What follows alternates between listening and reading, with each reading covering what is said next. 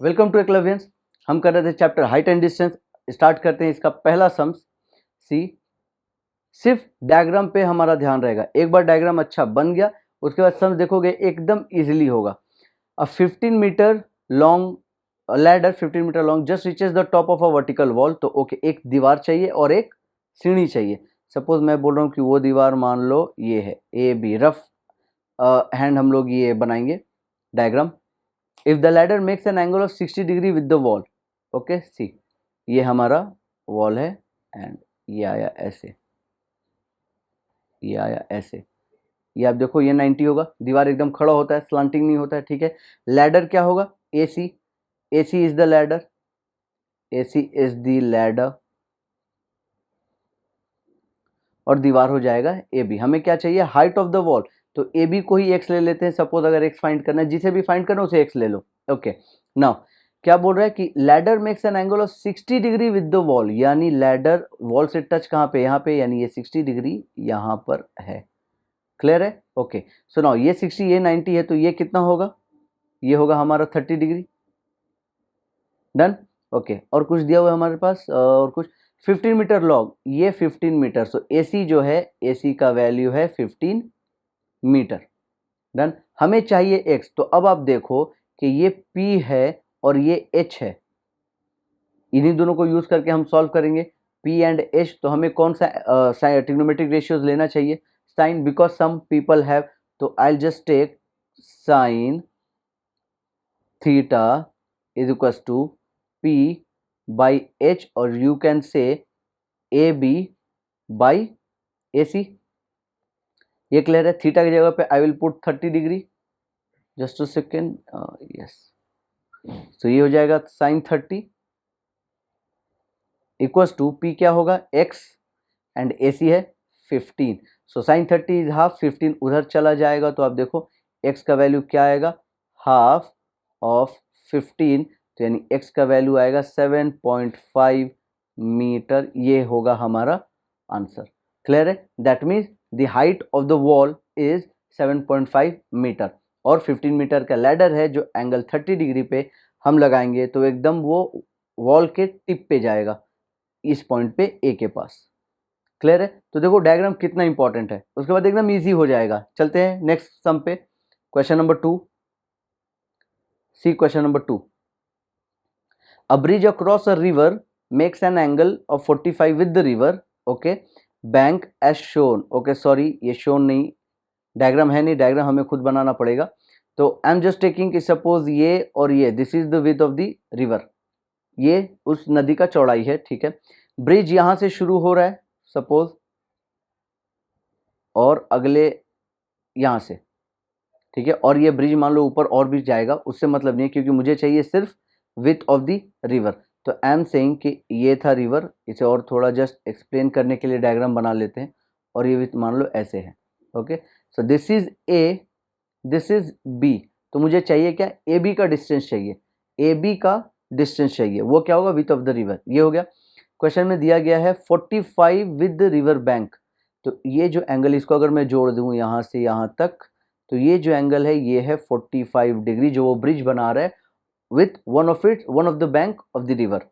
तो ये 45 डिग्री हो गया। नेक्स्ट क्या है? If the length of the bridge is 150 metre, तो ये 150 मीटर होगा लेंथ ऑफ द ब्रिज। और वैसे मैं बता दूं ये ब्रिज अभी स्टार्ट कर रहा है, अभी आगे जाके और आगे चलेगा, उससे मतलब नहीं, तो इसलिए मैंने जस्ट सोचा स्लांटिंग वाला पोर्शन ही बनाया है। A B and this is C. हो गया। Find the width of the river, यानी हमें क्या चाहिए? सिर्फ ए बी का वैल्यू चाहिए, तो मैं इसे कंसीडर कर लेता हूँ एक्स। ओके, नहीं भी कंसीडर करो तो चलेगा। 45 हम लोग को मालूम है, ये दिया हुआ है। तो क्या हम लें जिसमें ये बेस, ये 90 डिग्री हो जाएगा, बेस यूज हो और हाइट यूज हो, तो ये होगा कॉस। तो यही देख के आपको क्वेश्चन में पहचानना है कि कौन सा ट्रिग्नोमेट्रिक रेशियो हम यूज करेंगे। तो यहाँ पे यूज कर लेते हैं cos. Cos 45 degree equals to B by H, यानी A B by A C. A B का वैल्यू क्या है? एक्स है। ए सी का वैल्यू क्या है? 150। कॉस 45 का वैल्यू क्या आता है? 1/√2। ये सब एकदम बाई हार्ट होना चाहिए। 1/√2 इक्वल्स टू एक्स बाई 150। 150 को उधर भेज के फिर इसको रैशनलाइज करेंगे।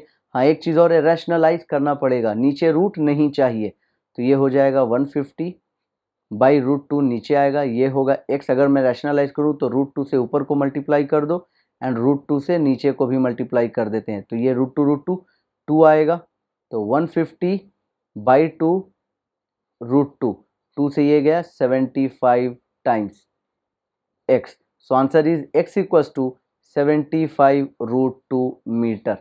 ओके, नाउ एक और चीज, अगर बोलता है कि answer up to 2 decimal places, तो √2 का वैल्यू 1.414 हम लगाएंगे and will get the answer.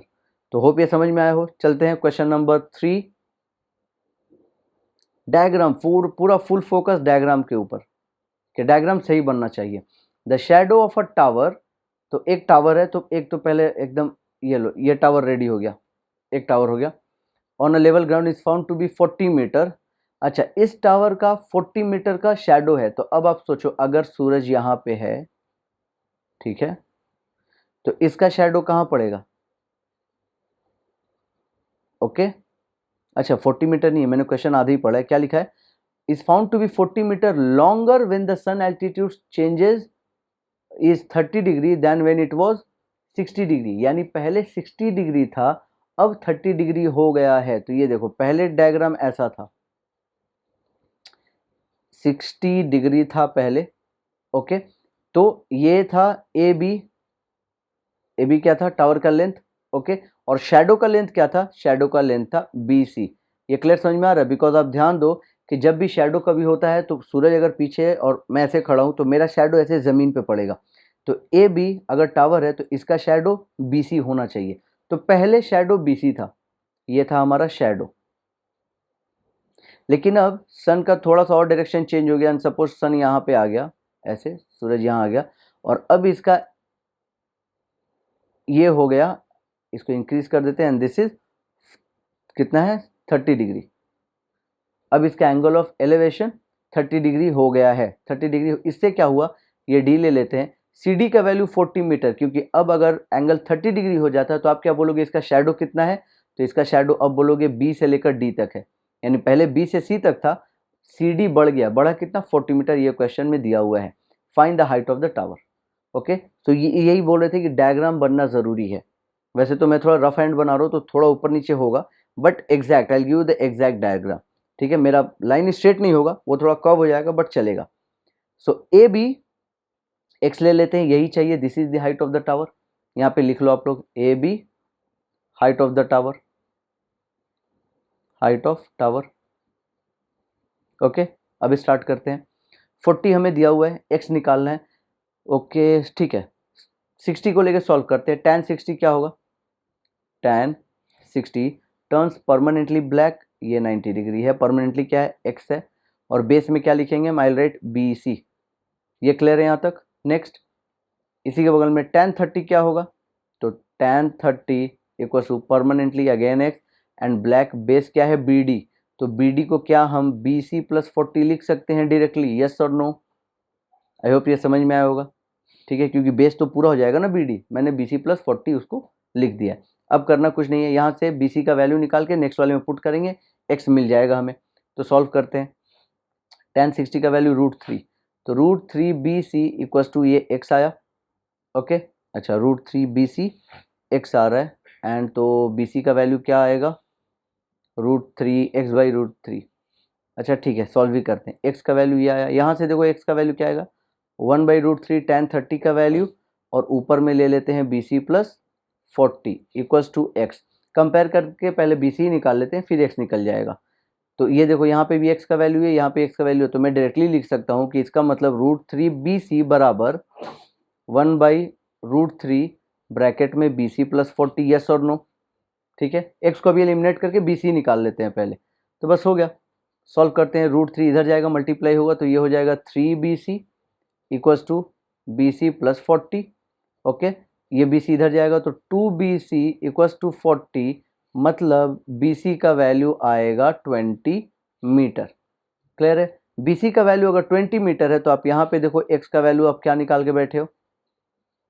तो एक्स का वैल्यू होगा, जो कि हाइट ऑफ द टावर है, √3 इंटू 20। बी सी का value 20 √3 metre is our answer. यहाँ पे भी अगर मांगेगा डेसिमल प्लेसेस में, तो √3 का वैल्यू 1.732 हम लिख के मल्टीप्लाई कर देंगे। अदरवाइज अगर क्वेश्चन में मेंशन नहीं है तो ऐसे ही छोड़ा जा सकता है।